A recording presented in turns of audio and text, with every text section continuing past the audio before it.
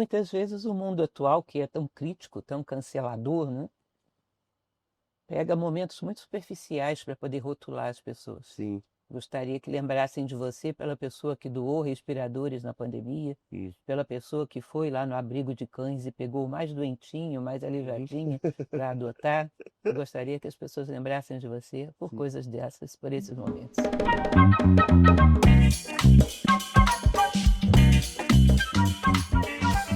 E eu acho que depois que a gente começa a entender que o um é todo e o todo é um, e a gente é também as outras pessoas, a gente tem um momento da nossa cabeça em que a gente fica pensando que não é possível eu ser o mal também.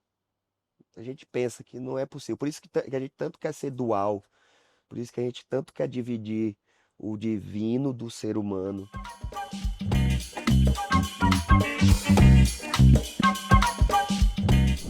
Olá, sejam bem-vindos a mais esse podcast Alma Talks. Hoje eu trouxe para vocês um convidado bastante especial. Uma pessoa que eu tenho muita alegria de conversar com ele, porque é alguém cuja trajetória revela um ser humano em busca de sentido, de um significado maior para a vida. O Whindersson Nunes é alguém que aprendeu com a dor, mas que não parou na dor. E, através do seu trabalho, traz muito além do entretenimento. É um ser humano que está mergulhando dentro de si mesmo e buscando um significado maior para a vida. Quando o Whindersson me procurou pela primeira vez e disse que gostava de filosofia, gostava do que eu fazia, e eu conversei com ele pela primeira vez, eu tive a oportunidade de sentir essa alma que necessita de um significado maior, de um sentido maior e que está sempre buscando. E é com ele que hoje a gente vai conversar, não apenas como comediante, mas como alguém que aprendeu, através do riso, através da lágrima, que a vida é um convite constante a grandes transformações. Seja bem-vindo, Whindersson. Professora, É uma prazer. satisfação receber você aqui no nosso Alma Talks. A ideia era que as pessoas pudessem conhecer você por trás do comediante. A alma, o ser humano, as buscas, não a questão pessoal, mas a Uhum, questão espiritual mesmo. sim. Como é que você se sente diante da vida? O que que você está buscando? E aí a gente tem aqui um roteirinho, mas eu quero que você se sinta muito à vontade, tá? Para perguntar o que você quiser, tá? Alongar as respostas, como você quiser. Bom, a primeira questão que eu queria colocar para você, em uma recente entrevista que você deu, você disse que as grandes mudanças não nascem de catástrofes, mas dos pequenos gestos, né? Teve algum gesto simples da tua vida que você acha que foi assim uma passagem que transformou a sua vida? Eu acho que a gente fala que o mundo externo, tudo que a gente projeta, é um reflexo do mundo interno, né?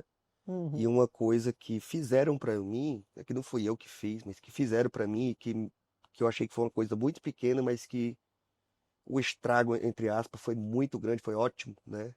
Foi muito grande. Foi o meu professor de música, que eu não, eu era bem, tinha bem pouca condição na época, assim, mas eu sempre gostei muito de música, pela igreja mesmo e tudo mais. E ele me deixava eu assistir às aulas sem eu pagar. E isso me ensinou tudo que eu sei de música até hoje. Tipo, eu não sabia nada de música.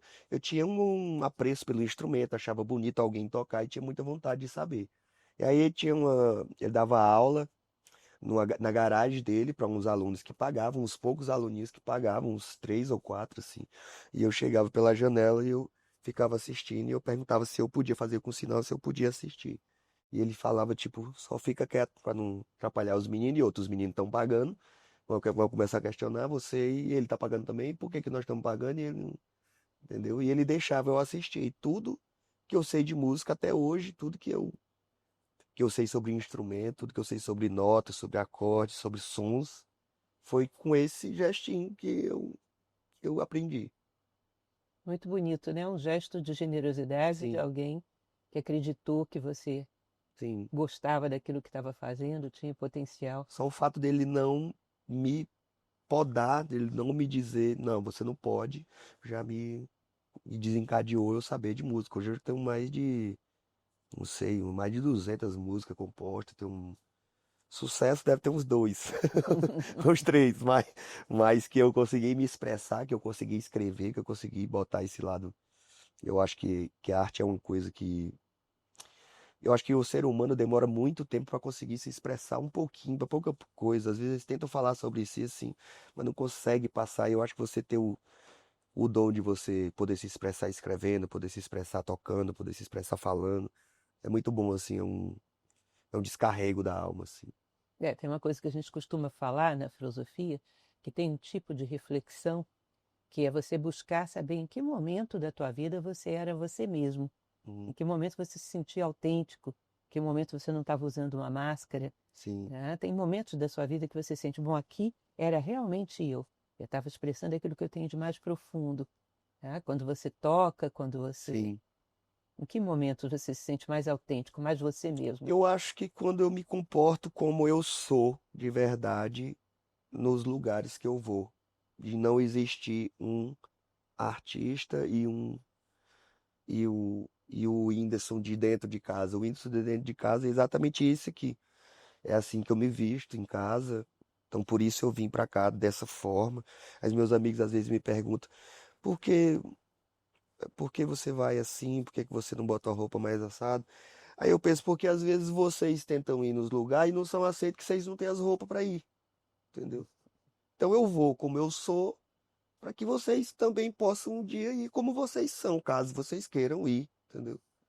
Às vezes tem um lugar que a pessoa não frequenta ou pensa que não pode frequentar porque não tem a roupa adequada, roupa, né? Eu também não sou cínico, igual aqueles antigos que faz tudo no meio da rua e tudo mais, manter minha educação até um certo limitezinho, mas eu gosto de ser como eu sou.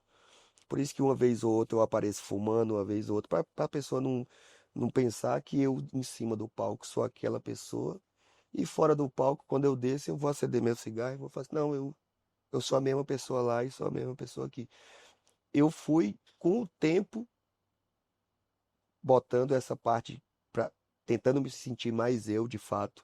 Fui com o tempo tentando me ajeitar, porque cada vez que você vai subindo os degraus na sociedade, a sociedade vai querendo te empiriquitar, te moldar, te vestir, te dizer o que tu bebe, o que tu pode, como que pode, como. E eu fui tentando deixar a minha vida mais parecida com o que eu acho que eu sou comigo mesmo, entendeu? Em cada lugar que eu vou, assim. Uhum. Você já viveu momentos de muito sucesso e já viveu momentos de muita dor também, Sim. não é? O que que fica quando tudo isso passa? Qual o aprendizado que essas situações deixaram para você? Ai, é difícil pensar nesses assuntos para mim, porque eu tenho um sócio que é doutor em física. Então se mistura muito esse ensinamento da filosofia com aquela questão da matéria, porque a física estuda a matéria, ainda que seja bem pequenininha, ela estuda como se comporta tudo direitinho. E aí, às vezes, eu fico também nesse mesmo embate. Meu Deus, o que é que essas coisas querem me ensinar? O que é que essas coisas querem me ensinar? Eu sei que se o mundo externo é um reflexo do mundo interno, agora eu estou no momento do meu mundo interno em que eu estou muito feliz, né? Porque é uma pessoa que eu queria encontrar, uma pessoa que eu acho que tinha questionamentos bons para me fazer refletir alguma coisa e fazer quem está assistindo refletir alguma coisa, pensar alguma coisa sobre si. E ainda fico nessa busca de saber o que é que essas coisas têm para me ensinar. Eu senti que eu aprendi muito a perdoar, né? Aprendi muito a entender que as pessoas têm seus próprios problemas, seus próprios questionamentos. Se eu sou um ser humano só, já penso tanta coisa. Imagina quem passa por milhões de coisas no dia a dia, ou para quem vem com tantos traumas que alguns eu passei, outros não. Então eu aprendi muito a perdoar, a entender as pessoas assim, a ter mais um pouquinho mais de empatia quando vem conversar. A gente, por ser artista ou por ser alguém conhecido, as pessoas gostam de ir atrás da gente para solucionar os problemas da vida dela. E às vezes elas só querem falar um pouquinho mesmo, assim. Então eu comecei a parar esse negócio de acelerar as pessoas para elas falar logo o que tem para falar, para eu poder andar, porque eu tenho alguma coisa muito importante para fazer, um voo para pegar, uma parada. comecei a educar todo mundo que anda comigo a, quando alguém me encontrar e falar alguma coisa, posso falar com você? Deixa a pessoa falar. E aí eu vou conversar, porque eu tenho certeza que alguma coisa entre aquele diálogo ali eu tenho para trocar também, para aprender.